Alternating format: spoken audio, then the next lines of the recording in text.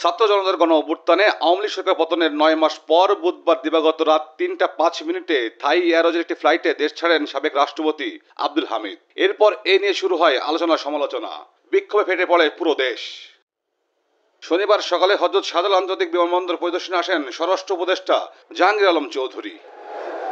পরিদর্শন শেষে কথা বলেন গণমাধ্যমের সঙ্গে, জানান আব্দুল হামিদের দেশ থেকে ঘটনায় দোষী কাউকে ছাড় দেওয়া হবে না। এই পরিস্থিতির জন্য যারা দায়ী, এই জন্য কিন্তু আমি কয়েকজন আপনারা জানেন যে করা হয়েছে, সাসপেন্ড করা হয়েছে, কাউরে অ্যাটাচ করা হয়েছে এবং একটা ইনকোয়ারি কমিটি করা হয়েছে। ইনকোয়ারি কমিটিতে মনে হয় 3 দিন কার্য দিবসের ভিতরে তাদের রিপোর্টটা সাবমিট করতে বলা হয়েছে এবং ওই রিপোর্ট সাবমিট করার পরেই যারা এটার জন্য দোষী তাদের এগেস্টে আইনানুগ ব্যবস্থা নেওয়া হবে। ইন্টারপোলের মাধ্যমে শেখ হাসিনাকে দেশে ফিরিয়ে আনার চেষ্টা চলছে বলে জানান স্বরাষ্ট্র উপদেষ্টা। এ সময় জনদুর্ভোগ সৃষ্টি না করে আন্দোলন কর্মসূচি পালনের আহ্বান জানান তিনি।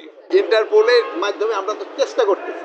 অনেক তো জানেন যে এইটা তো ইন্টারপোল তো আর আমার কথার সাথে সাথে তো কাজ করবে না। সাধারণ মানুষের যেন দুর্ভোগ না হয় এই জন্য কিন্তু আপনারাও ব্যবস্থা করতে, সবাইকে কিন্তু আপনারাও সচেতন করতে পারেন। সবারই দাবি দাওয়াটা যদি রাস্তা ছেড়ে এমন জায়গায় করে যেখানে জনগণের ভোগান্তি না হয় ওই জায়গায় করতে পারলে সবচেয়ে ভালো। এই ব্যাপারে সবচেয়ে বেশি আপনারা আমাদের সাহায্য করতে পারেন। তাদের দাবি দেওয়াগুলি আমি অযৌক্তিক কারো বলবো না, তাদের যদি যৌক্তিক দাবি থাকে প্রপার জায়গায় করলে সবচেয়ে ভালো। এখন দেখছেন যে তারা কিন্তু প্রথমে এক জায়গায় যেখানে বলার পরে তারা কিন্তু শিফট করে গেছে অন্য জায়গায়।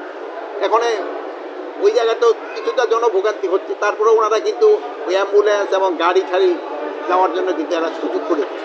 সাবেক রাষ্ট্রপতি বিদেশ যাত্রার ঘটনায় 3 সদস্যের তদন্ত কমিটি করার কথাও জানান স্বরাষ্ট্র উপদেষ্টা।